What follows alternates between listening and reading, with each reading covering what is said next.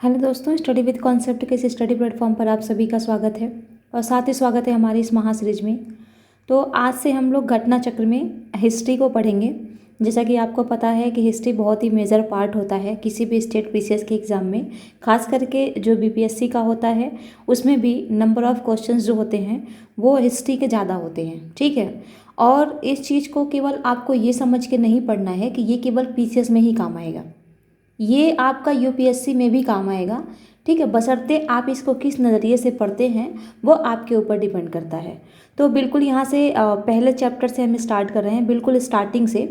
ठीक है, तो अभी हमारा जो घटना चक्र में चल रहा है फ़िलहाल अभी इस टाइम, वो पॉलिटी, इकोनॉमिक्स और फिर ये तीन चीज़ें हमारी रेगुलर चलेंगी। जैसे ही पॉलिटी या इकोनॉमी में से कोई भी सेक्शन कंप्लीट होता है तो सीधा हम लोग जियोग्राफी को पढ़ेंगे। जियोग्राफी के बाद से सीधा हम साइंस पे आएंगे और साइंस के बाद से सीधा हम इकोलॉजी एंड इन्वायरमेंट को पढ़ेंगे। तो इस तरीके से जो आपका अपडेटेड घटना चक्र है 2022 का, उसको हम पूरा कंप्लीट करवाएंगे।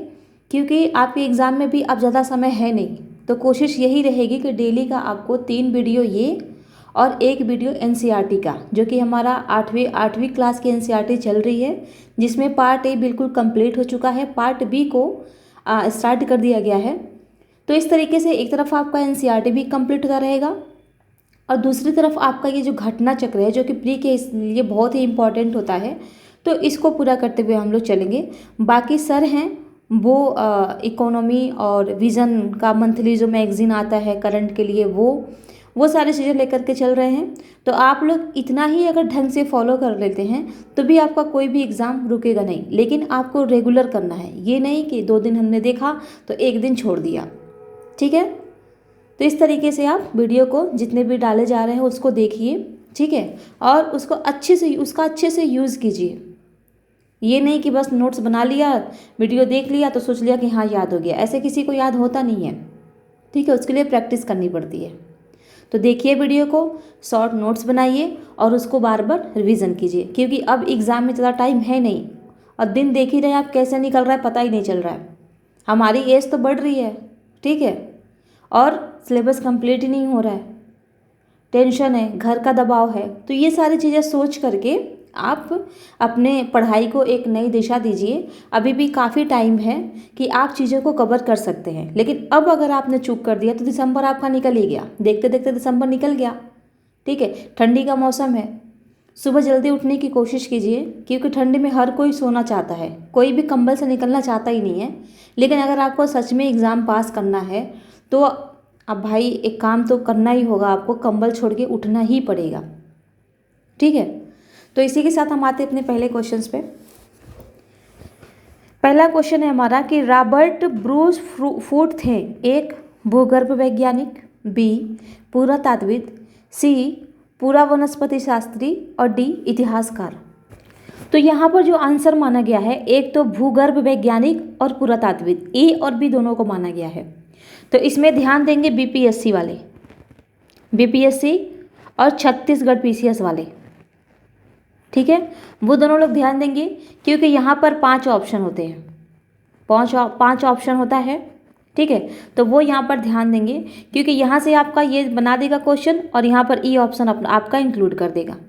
तो ये चीज़ें आपको ध्यान रखनी है। और रह गए जो यूपीपीसीएस वाले हैं, तो वो ये ध्यान देंगे कि ये दोनों चीज़ें एक साथ नहीं देगा। ये जो यहाँ पर दोनों चीज़ें दी गई हैं, इनको एक साथ नहीं देगा, या तो भूगर्भ वैज्ञानिक दे देगा या पुरातात्विक दे देगा। ठीक है, तो इस तरीके से इसका आप ध्यान रखेंगे। अब देखते हैं इसमें यहाँ पर क्या दिया है। इनसाइक्लोपीडिया ब्रिटानिका के अनुसार रॉबर्ट ब्रूस फूट ब्रिटिश भूगर्भ वैज्ञानिक और पुरातात्विक थे। जियोलॉजिकल सर्वे से संबंध रॉबर्ट ब्रूस फूट ने 1863 ईस्वी में भारत में पाषाणकालीन बस्तियों के अन्वेषण की शुरुआत की। अतः स्पष्ट है कि इस प्रश्न का उत्तर ए और बी दोनों ही हो सकते हैं। एक बात और, अभी मैं देखी हूँ, उस पर आया था बीपीएससी आयोग द्वारा एक नोटिफिकेशन जारी किया गया है। उसमें जो है अब बीपीएससी में क्या होगा, अब निगेटिव मार्क्स होंगे। ठीक है, निगेटिव। अब देख रहे हैं दिन ब दिन कंपटीशन बहुत हाई होता जा रहा है। 1/4 होगा, यानी 4 क्वेश्चन अगर आपका गलत है तो एक सही क्वेश्चन को वो लोग काट लेंगे। ठीक है। और इसमें क्या है, यूपीएससी में क्या है, यूपीएससी और पीसीएस में क्या है, यूपीपीसीएस में इसमें 1/3 है। 3 क्वेश्चन अगर आपका गलत होता है तो एक सही क्वेश्चन को वो इसके बदले में काट देंगे, एक सही क्वेश्चन को नंबर को घटा देंगे, ठीक है।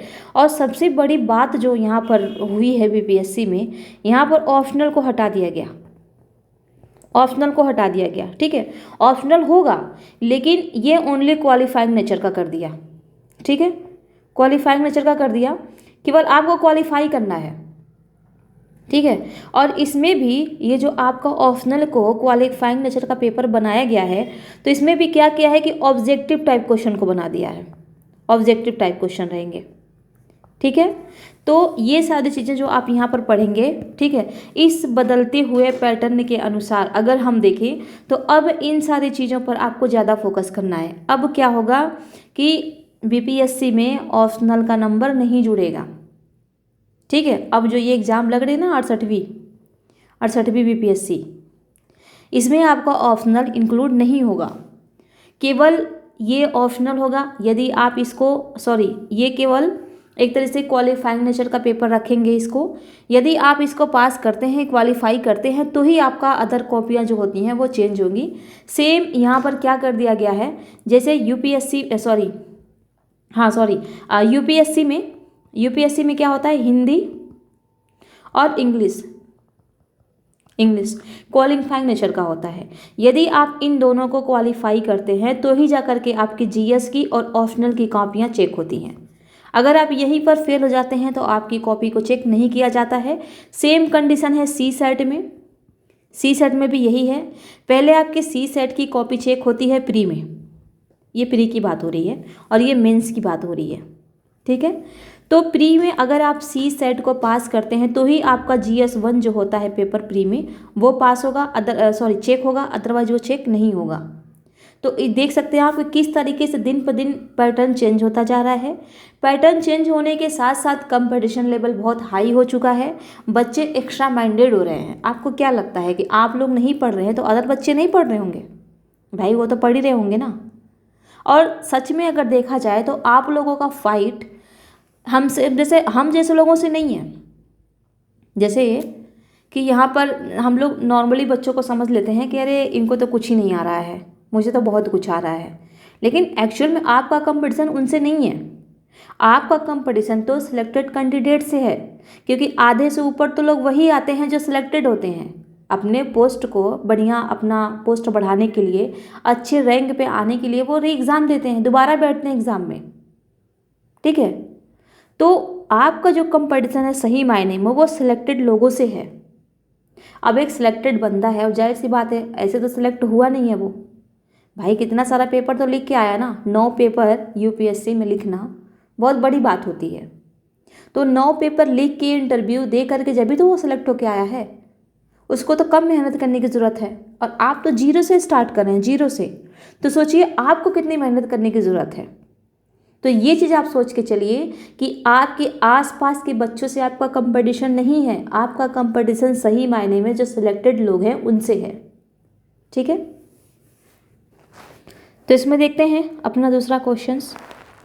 कोपेनहेगन संग्रहालय की सामग्री से पाषाण, कांस्य और लौह युग के त्रियुगीन विभाजन किया था। अब देखिए एक एक ये जो है ना बहुत ही इम्पॉर्टेंट है आपके लिए। जितने भी यहाँ पर ऑब्जेक्टिव टाइप क्वेश्चंस करवाए जा रहे हैं ये सारे के सारे आपके लिए इम्पॉर्टेंट है, इसलिए अच्छे से समझ के चीज़ों को आप देखते हुए चलिए, हवाई में तीर मत मारिएगा वहाँ जा करके।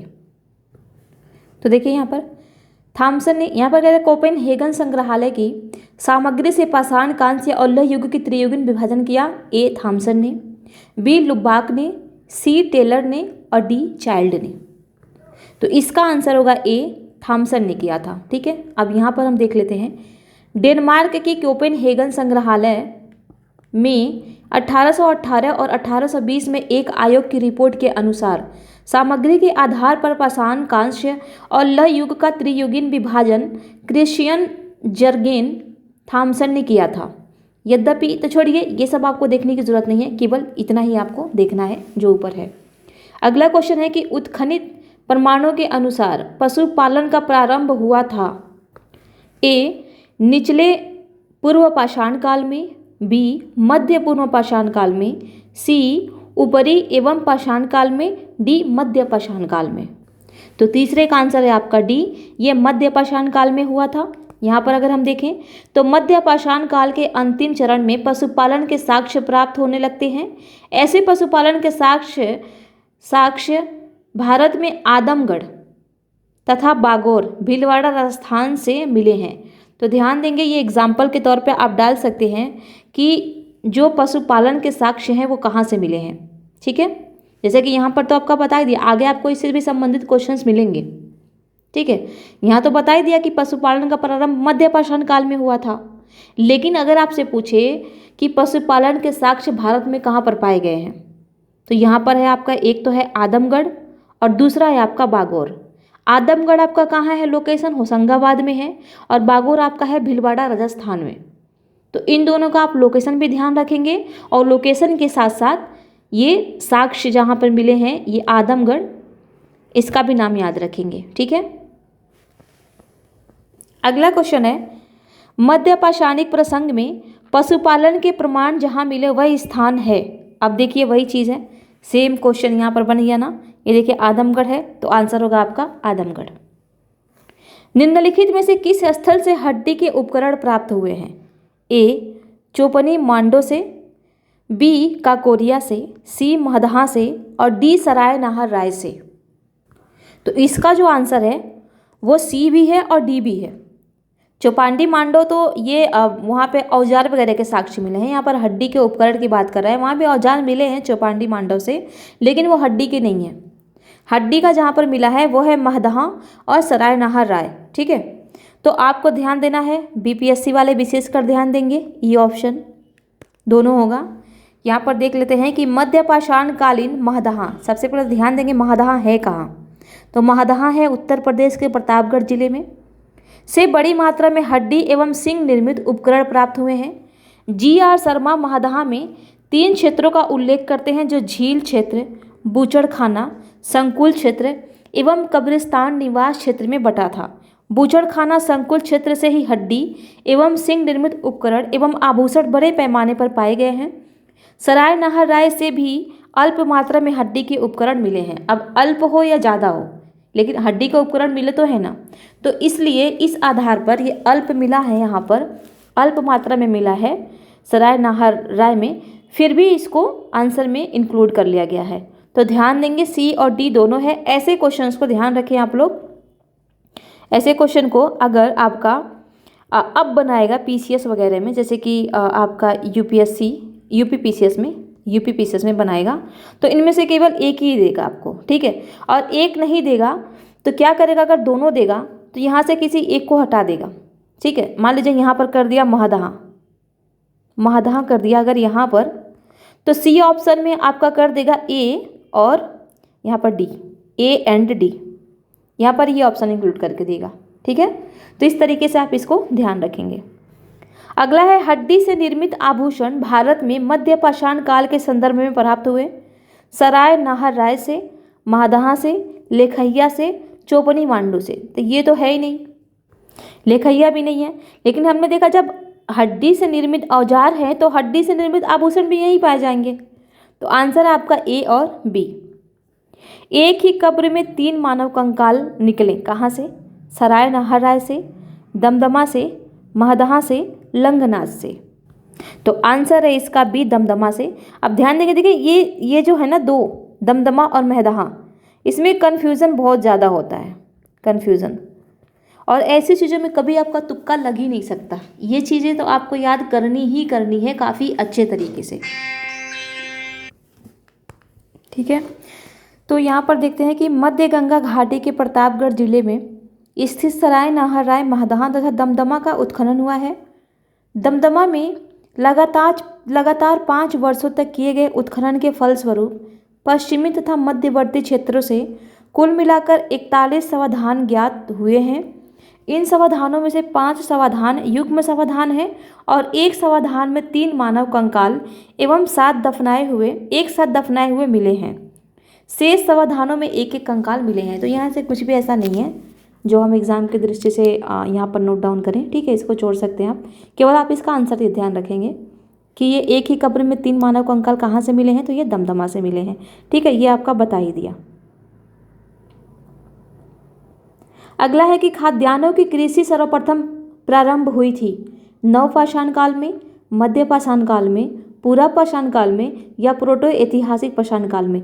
तो जिसने भी एनसीईआरटी का पहला लेक्चर देखा होगा वो इसका आंसर आराम से दे ले जाएगा। ठीक है, क्योंकि ये नवपाषाण काल में हुआ था, इसका टाइमिंग क्या था और क्या क्या चीज़ें हुई थी, ये सारी चीज़ें एनसीईआरटी में बताई गई हैं।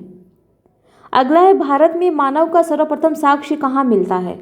नीलगिरी पहाड़ियाँ, शिवालिक पहाड़ियाँ, नलमाला पहाड़ियाँ, नर्मदा घाटी। ये भी जिसने एनसीईआरटी पढ़ा होगा पहला वाला लेक्चर, उसमें इसका भी आंसर है, तो ईजिली इसका भी आंसर दे ले जाएगा। इसका आंसर है डी, नर्मदा घाटी। भारत में मानव का सर्वप्रथम साक्ष्य मध्य प्रदेश के पश्चिमी नर्मदा क्षेत्र में अवस्थित हथनौरा नामक पुरास्थल से प्राप्त हुआ। इसकी खोज पुरातात्विद अरुण सोनकिया द्वारा 5 दिसंबर 1982 में किया गया था। ठीक है, तो बस इतना आप ध्यान रखेंगे कि कहाँ पर मिला है, नर्मदा घाटी में। और अगर नर्मदा घाटी में भी अंदर जा कर के पूछ लेगा कि नर्मदा घाटी में कहाँ, किस क्षेत्र में, तो ध्यान देंगे हथनौरा क्षेत्र में, होशंगाबाद। ठीक है, बस इतना ही आपको ध्यान रखना है। प्रथम मानव जीवाश्म भारत की किस नदी घाटी से प्राप्त हुआ? अभी हमने देखा नर्मदा से। ठीक है, सेम क्वेश्चन। मानव द्वारा सर्वप्रथम प्रयुक्त अनाज था, एनसीईआरटी में बता दिया गया है। ठीक है, बहुत अच्छे से जौ, और वहाँ पर हमने और भी चीज़ें देखी थी कि कैसे क्वेश्चंस बना करके कैसे एलिमिनेट करना है, कैसे सॉल्व करना है, गन्ना, सरसों, इन सारी चीज़ों को हमने रख करके देखा था। आधुनिक मानव समाज द्वारा मुख्य रूप से 8 खाद्य अनाजों का उपभोग किया गया है: जौ, गेहूँ, चावल, मक्का, बाजरा, सोरघम, राई एवं जई। यहाँ पर देखिए कहीं भी गन्ना नहीं है, और सेम यही चीज़ मैंने आपको एनसीईआरटी में भी बताया था, और इससे संबंधित क्वेश्चंस भी पूछा है, पीवाईक्यू भी है इससे संबंधित, और बीच में क्या किया है, गन्ना डाल दिया है। तो उस टाइम पे गन्ना नहीं था, तो गन्ना इसमें पक्का कोई ना कोई चीज़ डालेगा। तो इतना आप ध्यान रखेंगे। यहाँ पर ये जो 8 प्रकार के जो हैं ये अनाज, इनका नाम आप एक बार ध्यान से याद कर लेंगे। ठीक है, बाकी आप छोड़ सकते हैं। अगला है कि भारतीय उपमहाद्वीप में कृषि के प्राचीनतम साक्ष्य प्राप्त हुए। तो कृषि के प्राचीनतम साक्ष्य कहाँ से प्राप्त हुए हैं? ए, कोल्डिहवा से, लहुरा देव से, सी, मेहरगढ़ से, और डी, टोकवा से। देखिए जितने भी ये क्वेश्चंस पूछे गए ना, सारे क्वेश्चंस आपके एनसीईआरटी से हैं, एनसीईआरटी से हैं। ठीक है, और जो बच्चे, मैं फिर वही कहूँगी कि जिन बच्चों ने स्टार्टिंग से एनसीईआरटी फॉलो किया है उनके लिए ऐसे क्वेश्चंस बहुत इजी लगेंगे, वो बहुत जल्दी इन क्वेश्चन को सॉल्व कर लेंगे। इसका आंसर जो आपका है वो है बी, लहुरा देव से। नवीनतम खोजों के आधार पर भारतीय उपमहाद्वीप में प्राचीनतम कृषि साक्ष्य वाला स्थल उत्तर प्रदेश के संत कबीरनगर जिले में स्थित लहुरा देव है। यहाँ 9000 ईसा पूर्व से 7000 ईसा पूर्व तक के बीच चावल के साक्ष्य प्राप्त हुए हैं। उल्लेखनीय है कि इस नवीनतम खोज के पूर्व भारतीय उपमहाद्वीप का प्राचीनतम कृषि साक्ष्य वाला स्थल मेहरगढ़ पाकिस्तान के बलूचिस्तान में स्थित, यहाँ से 7000 ईसा पूर्व के गेहूं के साक्ष्य मिले हैं, जबकि प्राचीनतम चावल के साक्ष्य वाला स्थल कोल्डिहवा इलाहाबाद जिले में बेलन नदी के तट पर स्थित है। यहाँ से 6500 ईसा पूर्व के चावल की भूसी के साक्ष्य मिले हैं। माना जाता था उपरोक्त संदर्भ में से साक्ष्य मिले हैं। ठीक है, और ये जो माना जाता था इसको यहाँ से जोड़ दिया है कि ये जो बोला ना कि चावल के साक्ष्य वाला स्थल कोल्डिहवा माना जाता था। ठीक है, तो कुछ नहीं, बस आपको यहाँ से यही ध्यान रखना है। एक तो ये कि भारतीय उपमहाद्वीप में कृषि के प्राचीनतम साक्ष्य कहाँ से मिले हैं, तो वो लहुरा देव से मिले हैं। ध्यान रखना, यहाँ पे पूछ रहा है कृषि के प्राचीनतम साक्ष्य, लेकिन यदि आपसे पूछ लेता है कि प्राचीनतम चावल के साक्ष्य कहाँ पर मिले थे, प्राचीनतम भारतीय उपमहाद्वीप में चावल के साक्ष्य कहाँ पर मिले हैं, तो ध्यान देंगे वो कोल्डिहवा में मिला है। कोल्डिहवा में प्राचीनतम चावल के साक्ष्य, यहाँ पर अगर मैं हाईलाइट कर दूँ तो आपसे पूछ लेगा कि निम्नलिखित में से प्राचीनतम चावल के साक्ष्य वाला स्थल है, 3-4 दे देगा। आपको ध्यान रखना कोल्डिहवा। और एक क्वेश्चन आपसे और बन सकता है कि कोल्डिहवा कहाँ है, तो ये इलाहाबाद जिले में बेलन नदी के तट पर स्थित है। ठीक है। और चावल के भूसी के भी साक्ष्य अगर आपसे पूछे तो भी आपका कोल्डिहवा ही होगा। कोल्डिहवा में ही चावल भी मिले थे और कोल्डिहवा में ही चावल की भूसी के साक्ष्य भी मिले थे। तो ये दोनों फैक्ट आप याद रखेंगे। अगले पे अगर हम जाएं तो भारतीय उपमहाद्वीप में कृषि के प्राचीनतम साक्ष्य प्राप्त हुए हैं कहाँ से? कृषि के अभी हमने देखा ये मेहरगढ़ में हुए हैं। ठीक है।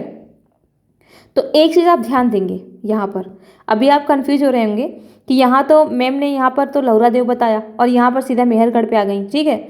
तो मैं आपको समझा दूँ कि वर्तमान में जो क्वेश्चन आपसे पूछेगा उसमें आपका जो आंसर होगा वो होगा लौरा देव, क्योंकि यहाँ पर साफ साफ लिख रहा है, यहाँ पर साफ साफ लिख रहा है कि नवीनतम खोजों के आधार पर भारतीय उपमहाद्वीप में प्राचीनतम कृषि साक्ष्य वाला स्थल उत्तर प्रदेश के संत कबीर नगर जिले में स्थित लौरा देव है। ठीक है। नवीनतम खोज जो अभी मतलब ये अभी कुछ साल कह सकते हैं, कुछ साल पहले हुआ है। तो ये नवीनतम खोज के आधार पर लौरा देव को माना गया है। लेकिन नवीनतम खोज से पूर्व यहाँ पर देखिए, यहाँ पर दिया हुआ है, यहाँ पर दिया हुआ है कि नवीनतम खोज के पूर्व भारतीय उपमहाद्वीप का प्राचीनतम कृषि साक्ष्य वाला स्थल मेहरगढ़ है। ठीक है। तो ये देखिए, ये 10 में क्वेश्चन पूछा था, तब नवीन शोध नहीं हुए थे। ठीक है। अब नवीन शोध हुआ है तो अब तो लेटेस्ट का ही पूछेगा। तो इस चीज़ को आप थोड़ा सा बस ध्यान रखने के लिए इसको देख लेंगे एक बार। ठीक है। क्योंकि ये पहले का है, लेकिन वर्तमान में अगर आपसे पूछता है तो वो आंसर होगा आपका कोल्डिहवा। ये वर्तमान आंसर है आपका कोल्डिहवा। ठीक है। ये पहले का है, पहले का। ठीक है। तो इन दोनों चीज़ों को आप ध्यान देंगे। भारतीय उपमहाद्वीप में कृषि के प्राचीनतम साक्ष्य कहाँ से प्राप्त हुए हैं? तो आप देख सकते हैं 7 में है तो मेहरगढ़ ही होगा। ठीक है। नवपाषाण युग में भारतीय, हालांकि इसे छोड़ सकते हैं। ठीक है, मत इसको देखिएगा क्योंकि अभी आपको सिर्फ वर्तमान का याद रखना है। नवपाषाण युग में भारतीय उपमहाद्वीप के उत्तर पश्चिमी क्षेत्र में निम्नलिखित में से किस स्थान पर कृषि के अभ्युदय के प्रारंभिक प्रमाण प्राप्त हुए? तो इस 17 में पूछा है। बी मेहरगढ़, सी दम्ब आदत, डी बालाकोट और ई आमरी। तो इसका आंसर है मेहरगढ़, क्योंकि यहाँ पर देखिए इसके अलावा आपके पास कोई ऑप्शन है ही नहीं, क्योंकि यहाँ पर लहुरा देव दिया ही नहीं है। हालांकि पूछा है 17 में, और यह है छत्तीसगढ़ पीसीएस का। देखिए यहाँ भी 5 ऑप्शन होते हैं। ठीक है। तो छत्तीसगढ़ पीसीएस में इसी को माना है, बी मेहरगढ़ को, क्योंकि यहाँ पर लहुरा देव नहीं है। अगर लहुरा देव होता तो आंसर आपका लहुरा देव होता। अगला क्वेश्चन है कि भारत में पशुपालन एवं कृषि के प्राचीनतम साक्ष्य प्राप्त हुए हैं? अंजीरा से, दम्ब सदात से, कीली गुल मोहम्मद से और मेहरगढ़ से। तो वही सेम क्वेश्चन है, आंसर है डी मेहरगढ़। ये देखिए 18 में पूछा है और यहाँ पर भी लहुरा देव नहीं है। उस स्थल का नाम बताइए जहाँ से प्राचीनतम स्थायी जीवन जीने के प्रमाण मिले हैं? तो ये भी आपका मिला है यहीं से, मेहरगढ़ से। एनसीईआरटी में काफ़ी अच्छे तरीके से बता दी गई हैं ये चीज़ें। दिए गए विकल्पों में प्राचीनतम स्थायी जीवन के प्रमाण सर्वप्रथम बलूचिस्तान के कच्ची मैदान स्थित मेहरगढ़ से मिले हैं। ठीक है। जिसकी प्रमाणित तिथि 7वीं, ये सब छोड़िए कौन सी शताब्दी है कौन सी नहीं है। ठीक है। बस इतना आपको ध्यान रखना है कि कहाँ से मिले हैं, क्योंकि यहाँ पर गर्तावास के भी साक्ष्य पाए गए हैं। गर्तावास, ठीक है, गर्तावास के साक्ष्य पाए गए हैं। चूल्हे का साक्ष्य पाया गया है, चूल्हे का। ठीक है। अगला क्वेश्चन है कि निम्नलिखित में से किस स्थानों से मध्य पाषाण काल में पशुपालन के प्रमाण मिले हैं? तो अभी हमने देखा, ऊपर ही देखा, बागोर से। और बागोर आपका कहाँ है? तो ये राजस्थान में है, ये देखिए। ठीक है। निम्नलिखित में से किसको चालकोलिथिक युग भी कहा जाता है? ये कहा जाता है आपका ताम्रपाषाण युग को। जब आप सिंधु घाटी सभ्यता पढ़ेंगे तो काफ़ी अच्छे तरीके से इस चीज़ को आप समझ पाएंगे। अगला है आहार सभ्यता के बारे में निम्न कथनों पर विचार कीजिए। आहारवासी तांबा गलाना जानते थे। ये लोग चावल से परिचित नहीं थे। धातु का काम आहारवासियों की अर्थव्यवस्था का एक साधन था। यहाँ से काले लाल रंग के मृदभांड मिले हैं जिन पर सामान्यतः सफ़ेद रंग से ज्यामितीय आकृतियाँ उकेरी गई हैं। तो यहाँ पर देखिए आहारवासी तांबा गलाना जानते थे, बिल्कुल सही है। तो एक एक जिसमें है उसको करिए, इसमें एक नहीं, इसको हटा दीजिए। ये लोग चावल से परिचित नहीं थे, गलत है, क्योंकि ये लोग जौ, चावल और गेहूँ, ये तीनों से परिचित थे। तो दो दो आपका देखिए कहाँ पर है, दो यहाँ भी है, दो यहाँ भी है, आपका आंसर आ गया ए। आंसर है आपका ए। ठीक है, तो इस तरीके से आप आंसर को एलिमिनेट करके निकाल सकते हैं। चलिए, अगर आपको ये चीज़ पता है कि ये लोग चावल से परिचित नहीं, ठीक है, तो दो दो आप काट देते हैं। लेकिन अब आपको इसमें से नहीं पता है कि एक यहाँ पर नहीं पता है आपको कि एक यहाँ पर ए सही है या बी सही है, तो आप ना ऑप्शन को देखिए, जोड़िए। आहारवासी तांबा गलाना जानते थे। धातु का काम आहारवासियों की अर्थव्यवस्था का एक साधन था। यहाँ से काले रंग के मृदभान, तो यहाँ पर दोनों ऑप्शन आपके मैच कर रहे हैं, ये दोनों एक साथ सही होंगे और एक साथ गलत होंगे। ठीक है, तो दोनों एक साथ कहाँ पर हैं, तो यहाँ देख सकते हैं 1 और 3 केवल इन्हीं ऑप्शनों में है। तो इस तरीके से भी आपका आंसर केवल ए ही होगा।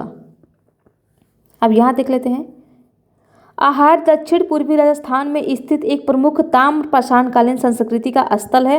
मतलब कितना बढ़िया, अगर आप क्वेश्चन आंसर लिखते होंगे तो कितना गजब है। अगर आपसे आहार संस्कृति के बारे में पूछता है तो आप यहाँ से स्टार्टिंग कर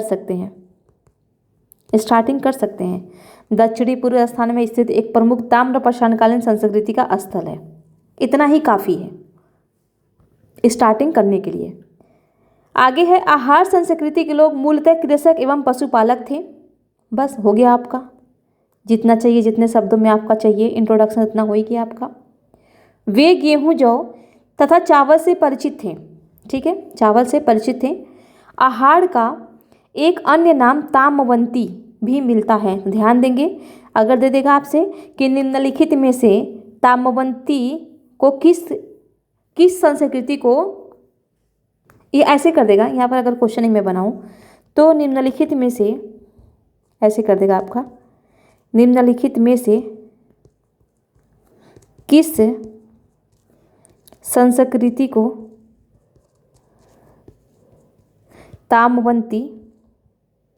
ताम्रवंती संस्कृति कहा जाता है। आपका दे देगा यहाँ पर कुछ भी बना देगा, जैसे कि आपका दे देगा मध्य पाषाण काल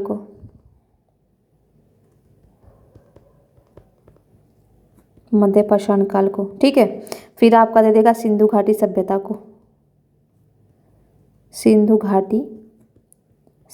को,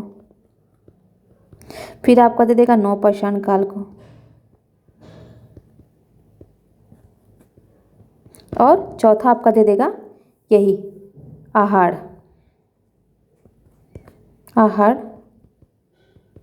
संस्कृति को।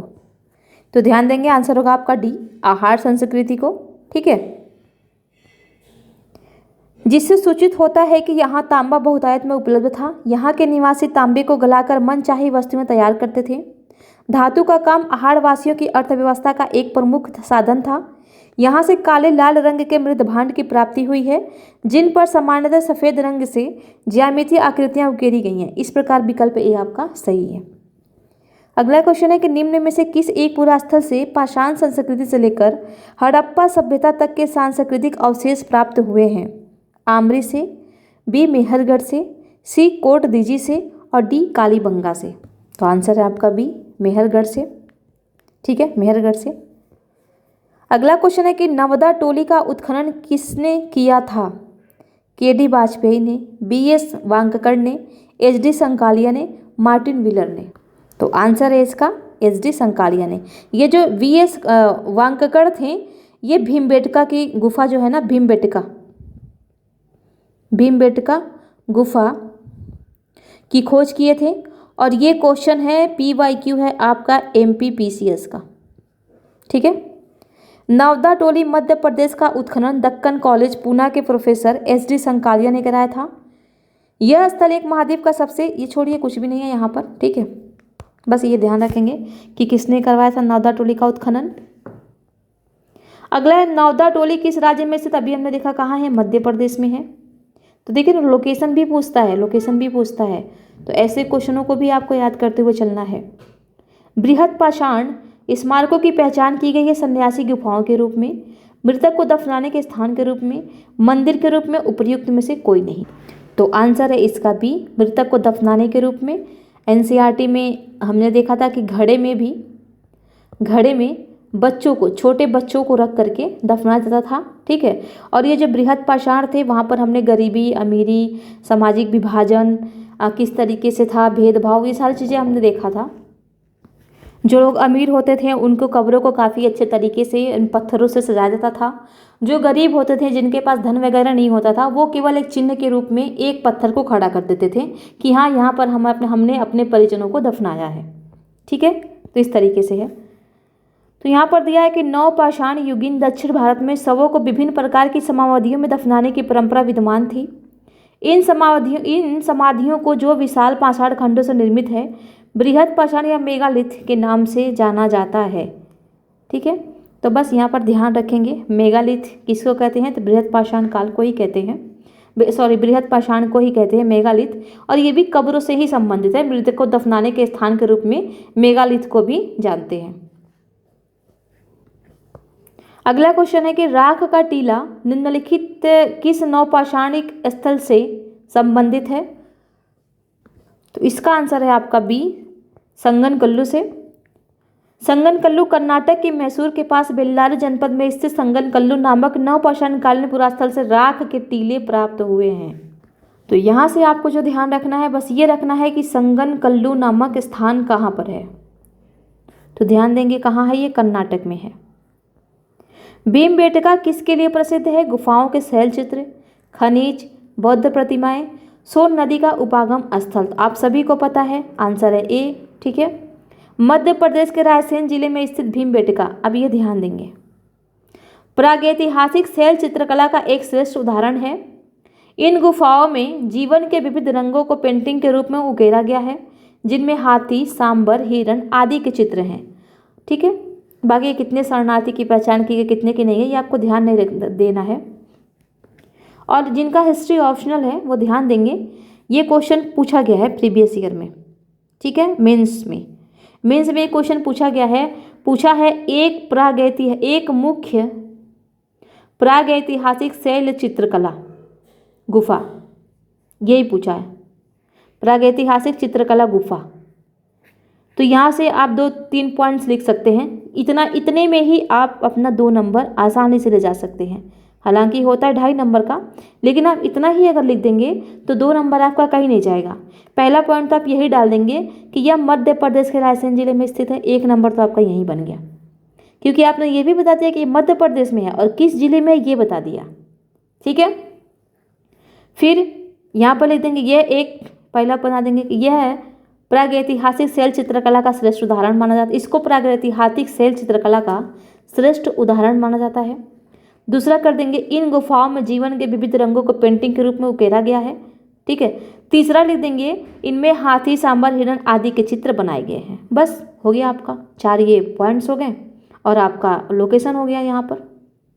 अब क्या चाहिए उसको, एग्जामिनर को यही तो चाहिए था, क्वेश्चन का डिमांड ही यही था, ठीक है। तो इस तरीके से आप ये मत समझिए कि ये चीज़ें केवल फैक्ट ही हैं, अब ये आपके ऊपर डिपेंड है कि आप इसको किस तरीके से यूज करते हैं। यहाँ से आपकी मैपिंग भी तैयार होगी, यहाँ से आपका यूपीएससी का क्वेश्चन भी तैयार होगा, यहाँ से आपके कुछ मेंस के भी क्वेश्चंस में एग्जाम्पल डालने के लिए मिलेंगे, ठीक है। तो इसको उसी नज़रिए से पढ़िए, उसी नज़रिए को डेवलप करके इसको आपको पढ़ना है। निम्न में से कौन सा स्थल प्रागैतिहासिक चित्रकला के लिए वही है, बताना नहीं है आपको, भीमबेटका ही है। अगला क्वेश्चन है, भीमबेटका की गुफाएं कहाँ स्थित हैं। अभी हमने देखा कहाँ है, यहाँ पर दिया भोपाल में, पंचमढ़ी में, सिंगरौली में, अब्दुल्लागंज रायसेन में। तभी देखा हमने कहाँ पर है, रायसेन जिले में है। भारत में किस शिलाश्रय से सर्वाधिक चित्र प्राप्त हुए हैं, घघरिया, भीमबेटका, लेखैया, आदमगढ़। तो इसका भीमबेटका ही होगा। निम्नलिखित में से किस भारतीय पुरातत्ववेत्ता ने पहली बार भीमबेटका गुफा को देखा और उसने शैल चित्रों के प्रागैतिहासिक महत्व को खोजा। तो अभी मैं ऊपर ही आपको बताई हूँ, ठीक है। ये थे BS वांककर। यहाँ दिया है कि मध्य प्रदेश के रायसेन जिले में स्थित भीमबेटका प्रागैतिहासिक शैल चित्रकला का श्रेष्ठ उदाहरण है। इसकी खोज 1975 में BS वांककर ने किया था। वांगकर ने किया था। यूनेस्को ने भीमबेटका शैल चित्रों को विश्व विरासत सूची में सम्मिलित किया है। ठीक है, तो ध्यान देंगे ये कब खोजे थे, ये खोज क्या पता, ये तो नाम तो पूछ ही लिया, तो क्या पता सन भी पूछ ले कि कब खोजा गया था। तो ध्यान देंगे 1957 में ये खोजा गया था। भीमबेटका को किसने खोजा था बताने की जरूरत नहीं है, आंसर सीधा यहीं दिख रहा है। गैरिक मृदभांड पात्र OCP का नामकरण हुआ था हस्तिनापुर में, अहिछत्र में, नोह में, लाल किला में। तो लाल किला नोह तो होगा नहीं, ये तो ऐसे निकल जा रहा है। आपका आंसर है ए, हस्तिनापुर में हुआ था ये। ठीक है, यहाँ पर देखिए गंगा यमुना दोआब की सांस्कृतिक परंपरा संभवतः उस संस्कृति के साथ शुरू होती है जिसे अपने अत्यंत विशिष्ट मृदभांड के नमूने के कारण गेरुवर्णी गैरिक मृदभांड संस्कृति OCP कहा गया। BB लाल ने वर्ष 1951 में हस्तिनापुर में सर्वप्रथम गैरिक मृदभांड प्राप्त किया था और वहीं इसका नामकरण हुआ। कभी कभी इसका फुल फॉर्म भी पूछ लेता है, तो यहाँ पर मैं लिख देती हूँ। इसका फुल फॉर्म होगा आपका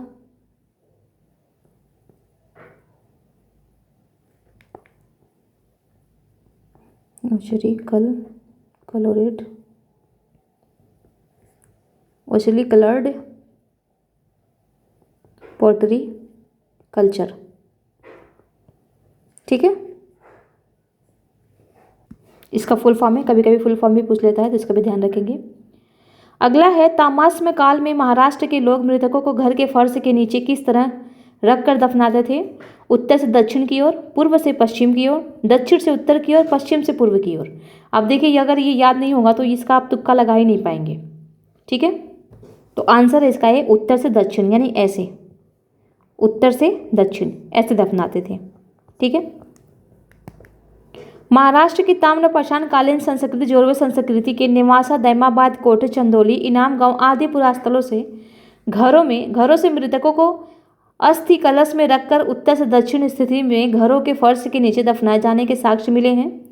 कब्र में मिट्टी की हड्डियां और तांबे के कुछ वस्तुएं भी रखी जाती थी। तो ये सब ध्यान नहीं रखना है, बस इतना ही रखना है आपको कि कैसे दफनाया जाता था। निम्नलिखित में से किस स्थल से मानव कंकाल के साथ कुत्ते के कंकाल की सावधान से प्राप्त हुआ है? यानी यहाँ पर कह रहा है कि मानव कंकाल के साथ कुत्ते को भी दफनाया गया था। तो ये है आपका बुर्ज होम, NCERT में पूरा बाकायदा इसमें बताया गया है।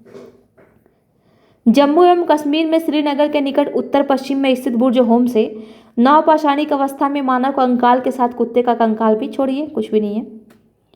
निम्नलिखित में से किस स्थान पर मानव के साथ कुत्ते, वही चीज है सेम बुर्ज होम, गर्तावास के साक्ष्य प्राप्त हुए हैं? तो ये बुर्ज होम से भी हुए हैं और मेहरगढ़ से भी हुए हैं, तो ध्यान रखेंगे आप। ठीक है, अगला है निम्नलिखित युग्मों पर विचार कीजिए। ऐतिहासिक स्थान और ख्याति का कारण, यानी जो ये ऐतिहासिक स्थान है क्यों इतने प्रसिद्ध हुए उसके बारे में है। तो बुर्ज होम, चंद्रकेतुगढ़, गणेश्वर, शैलकृत देव मंदिर, टेराकोटा कला, ताम्र कलाकृतियाँ। तो ये देखिए अभी लेटेस्ट क्वेश्चन है, 21 में पूछा गया है। यहाँ पर पूछ रहा है उपयुक्त युग्म में से कौन सा सही सुमेलित है। तो अब देखिए अगर आपने फैक्ट को बढ़िया से याद किया है, फैक्ट आपको याद है, तो इस क्वेश्चन को आप बहुत आसानी से कर ले जाएंगे। बुर्ज होम से हमने देखा क्या मिला था, एक तो मिला था आपका गर्तावास, ठीक है, और दूसरा मिला था मालिक के साथ कुत्ते को दफनाने का साक्ष्य, यानी इन दोनों का कंकाल मिला था कब्र में, एक ही कब्र में इन दोनों का कंकाल मिला था। तो इस तरीके से हमारा पहला जो है वो हो गया गलत। चंद्रकेतुगढ़, टेराकोटा कला और गणेश्वर, ये सभी को पता है ताम्र कलाकृतियाँ। तो इसका आंसर जो आपका है वो हो जाएगा आपका डी आंसर होगा 2 और 3। यहाँ पर देखिए बुर्ज होम नामक नवपाषाण कालीन पुरास्थल जम्मू कश्मीर केंद्र शासित प्रदेश में अवस्थित है। इस पुरास्थल की खोज वर्ष 1935 में डी टेरा एंड पीटरसन ने की। तो ये भी इंपॉर्टेंट है। ठीक है, इस पुरास्थल से गर्तावास के साक्ष्यों की प्राप्ति हुई है। चंद्रकेतुगढ़ पश्चिम बंगाल प्रांत में स्थित है। एक प्रमुख ऐतिहासिक पुरातात्विक पुरास्थल है ये, जो विद्याधरी नदी के तट पर अवस्थित है। यहाँ से ऐतिहासिक काल के टेराकोटा कला के कई उदाहरण प्राप्त हुए हैं, जो तत्कालीन शिल्प कौशल की एक असामान्य विशेषता प्रदर्शित करता है। गणेश्वर राजस्थान प्रांत में स्थित एक प्रमुख ताम्रपाषाण कालिक पुरास्थल है। इस पुरास्थल की खोज राजस्थान विश्वविद्यालय के पुरातत्व विभाग के प्रोफेसर रतन चंद्र अग्रवाल ने की थी। इस पुरास्थल में दोहरी पेंचदार सिरे वाली ताम्र बाड़ाग्र, मछली पकड़ने का कांटा तथा विभिन्न प्रकार के मृदभांड प्राप्त हुए। इस प्रकार विकल्प डी सही उत्तर है। तो अब यहाँ से जो आपको ध्यान रखना है, एक तो ये रखना है कि चंद्रकेतुगढ़ कहाँ है, तो ये पश्चिम बंगाल में स्थित है। विषधारी नदी ये कहाँ है, ये भी पश्चिम बंगाल में स्थित है। ठीक है, ये आपको ध्यान रखना है। गणेश्वर कहाँ है, ये राजस्थान में है। ये लोकेशन बहुत ही इंपॉर्टेंट है, लोकेशन आपसे पूछ लेगा क्वेश्चन बना करके। तो अगर यहाँ पर आपको मैं बताऊँ, आपको जो नोट करने हैं वो यहाँ पर ये करने हैं, बस ऐसे शॉर्ट में कीजिएगा। चंद्रकेतुगढ़, यहाँ पर आप कीजिएगा चंद्र केतु गढ़, गढ़। ठीक है, अवस्थिति, अवस्थिति कहाँ है, तो यह है आपका पश्चिम बंगाल, पश्चिम बंगाल। थोड़ा सा ये लिख लेंगे, टेराकोटा कला का, यहाँ पर टेराकोटा कला का, टेराकोटा कला का ये केंद्र है, केंद्र है। ठीक है, फिर आप लिख देंगे दूसरा यहीं पर ठीक नीचे गणेश्वर, गणेश्वर ये कहाँ है, ये है राजस्थान, ये राजस्थान में है। ठीक है, और ताम्रपाषाण कालीन,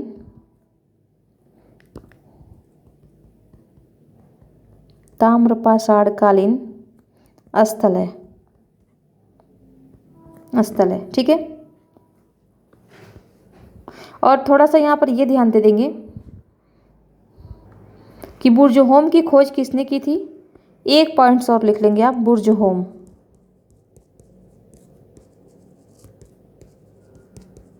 क्योंकि बुर्जहोम काफ़ी इम्पॉर्टेंट है, तो इससे क्वेश्चन बना सकता है। 1935 में डी टेरा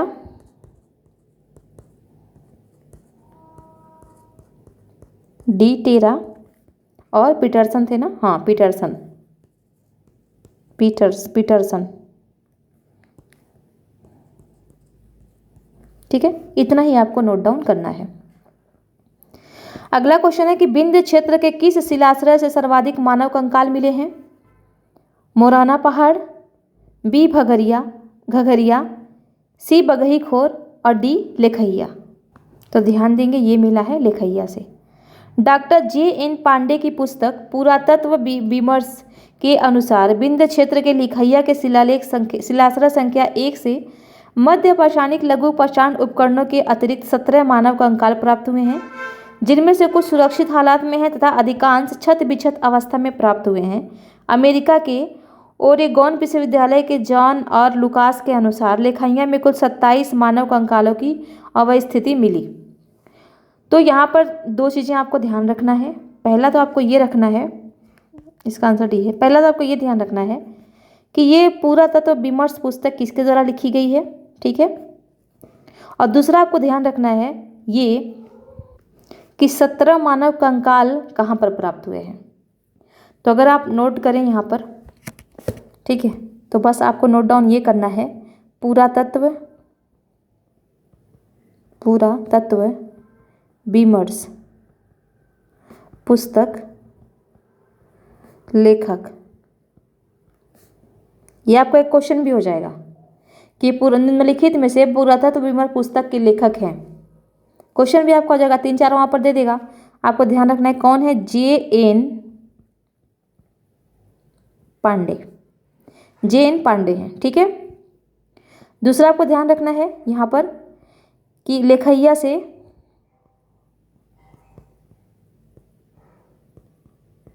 लेखैया से 17 मानव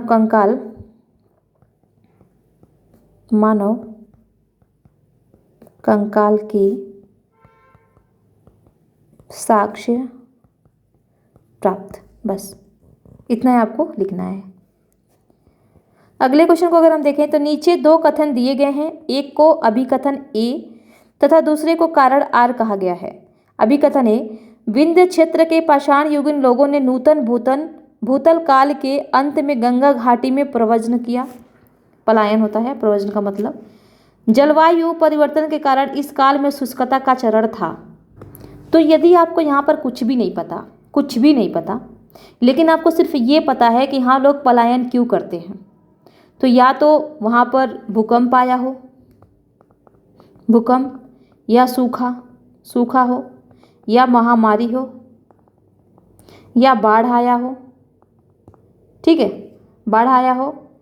तो ये सारी चीज़ें कब आएंगी? ये सारी चीज़ें कब आएंगी? जब जलवायु परिवर्तन होगा। ठीक है, तो यहाँ पर यही तो बात कह रहा है कि विंध्य क्षेत्र के पाषाण युगीन, अब कोई भी क्षेत्र हो, ये केवल आपको विंध्य क्षेत्र के संदर्भ में नहीं पढ़ना है, यहाँ पर अब कोई भी क्षेत्र हो, किसी भी क्षेत्र के लोग पलायन क्यों करेंगे? एक और जुड़ सकते हैं, रोजगार की तलाश में, रोजगार की तलाश में। तो पलायन तो इसलिए करेंगे ना, महामारी, जैसे कि कोविड में आपने देखा कि कितने लोग बाहर आए हुए थे, फिर वापस अपने घर वो भागने लग गए। ठीक है, तो क्योंकि यहाँ पर महामारी आ गई थी, तो यहाँ कौन रुकेगा? तो आपको कुछ भी नहीं पता है, लेकिन इतना पता है कि हाँ थोड़ा सा कॉमन सेंस अगर आप लगाएंगे कि हाँ कोई पलायन क्यों करेगा, तो यही सारे कारण होंगे। और ये सारे कब आएंगे? जब जलवायु परिवर्तन होगा। ठीक है, तो इसका आंसर दोनों हो जाएगा, ए और आर दोनों सही हैं तथा आर ए की सही व्याख्या करता है। आंसर हो गया ए आपका, कुछ करने की इसमें जरूरत ही नहीं है। ऐसे क्वेश्चंस बहुत इजी होते हैं। जी.आर. शर्मा ने सराय नहार राय में खुदाई के बाद यह अवधारणा दी कि नूतन भूतल काल के अंत में सूखे के कारण विंध्य क्षेत्र में भोजन की कमी के कारण लोगों ने गंगा घाटी क्षेत्र में प्रवास किया था। अब गंगा घाटी क्षेत्र में प्रवास क्यों? सवाल तो यही आ रहा हो ना आपके मन में कि गंगा घाटी क्षेत्र में प्रवास क्यों करेंगे? क्यों? क्योंकि यहाँ पर सिंचाई की सुविधा, ठीक है, क्योंकि पानी ज़्यादा। दूसरा, उपजाऊ भूमि। चौथा, जल यातायात की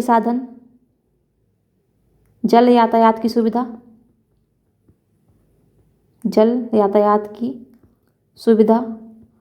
ऊपर से कह सकते प्राकृतिक संसाधनों की उपलब्धता,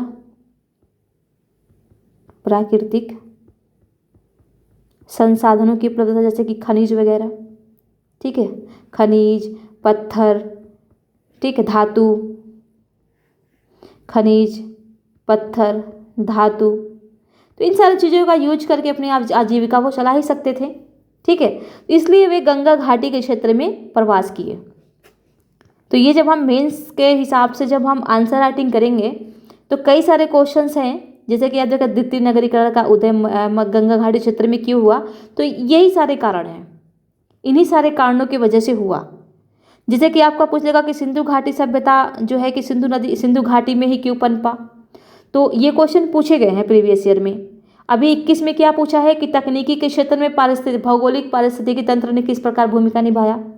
इसी में सिंधु घाटी सभ्यता के नगरीकरण में, या कह सकते हैं कि सिंधु घाटी सभ्यता के विकास में भौगोलिक परिस्थितियों ने किस प्रकार से अपनी भूमिका निभाई। ये 21 का क्वेश्चन है हिस्ट्री का।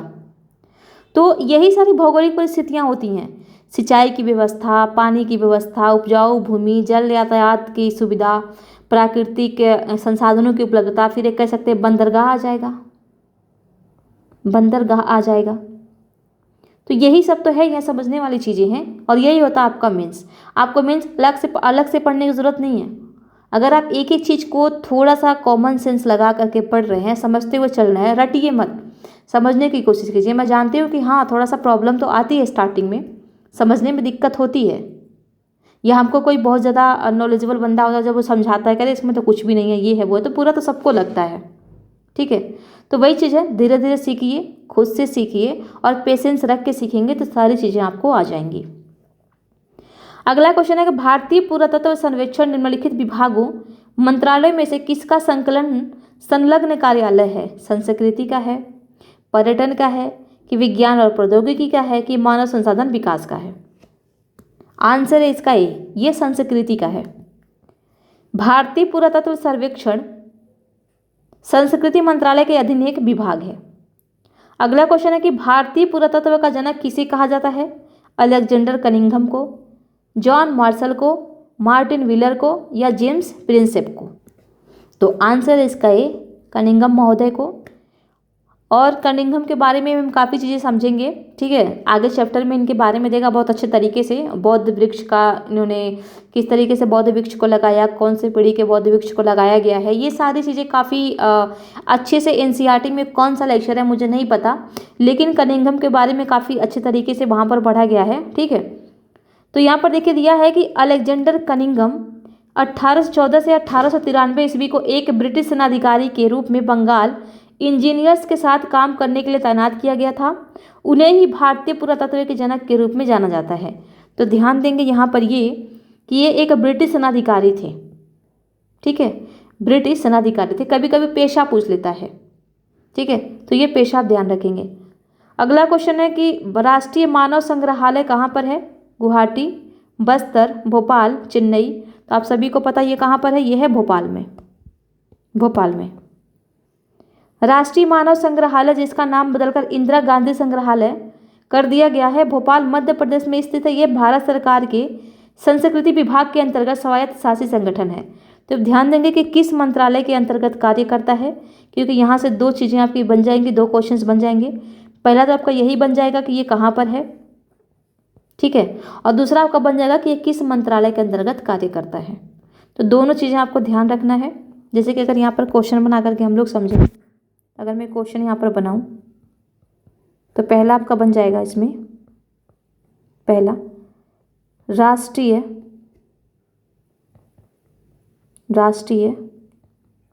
मानव संग्रहालय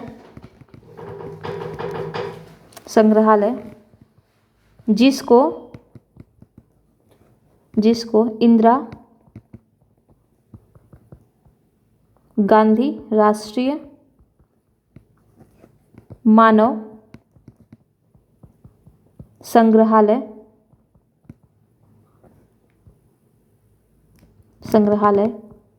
के नाम से जाना जाता है, भोपाल में स्थित है। दूसरा आपका यहाँ पर बन जाएगा, यह भारत सरकार के संस्कृति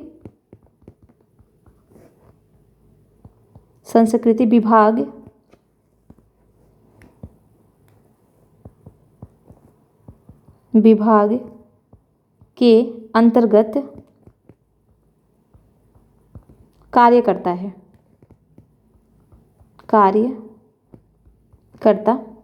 है। ऑप्शन दे देगा ए, केवल एक सही। यहाँ पर पहले तो यहाँ पर ये देखना है कि सत्य कथन पूछेगा आपसे, सत्य चुनिए, सत्य कथन पहचानिए। पहला दे देगा आपका केवल एक, बी दे देगा केवल दो, सी दे देगा दोनों सही, दोनों, और डी दे देगा कोई नहीं। तो यहाँ पर देख सकते हैं बिल्कुल दोनों ही सही है। यहाँ पर दोनों के बारे में अच्छे तरीके से बताया गया है। तो आंसर होगा इसका सी। अगर असत्य पूछ लेगा, असत्य, तो आंसर होगा डी, क्योंकि कोई नहीं, दोनों ही सत्य हैं, ठीक है। तो इस तरीके से दोनों तरीके से आपको प्रैक्टिस करते रहना है। तो इस तरीके से पहला चैप्टर हमारा समाप्त हो गया। बाकी दूसरा चैप्टर है, काफ़ी इंपॉर्टेंट है, संदेश सभ्यता एवं संस्कृति, और काफ़ी लंबा चैप्टर भी है, जिसको अगले वीडियो में देखेंगे। इस वीडियो को यहीं समाप्त करते हैं। तब तक के लिए आप सभी को बहुत बहुत धन्यवाद।